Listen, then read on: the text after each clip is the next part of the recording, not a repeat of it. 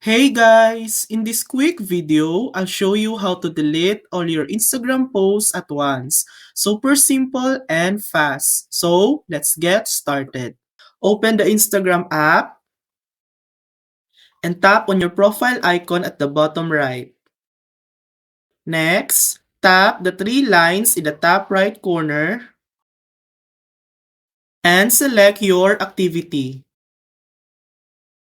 Scroll down and tap on Posts. This will show you all the posts on your account.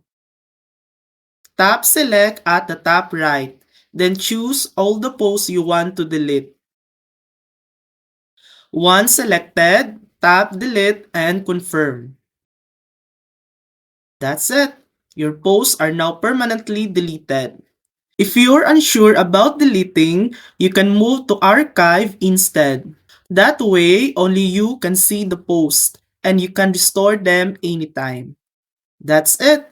This is how you delete all your Instagram posts at once. If this video helped you, please like and subscribe for more helpful tutorials.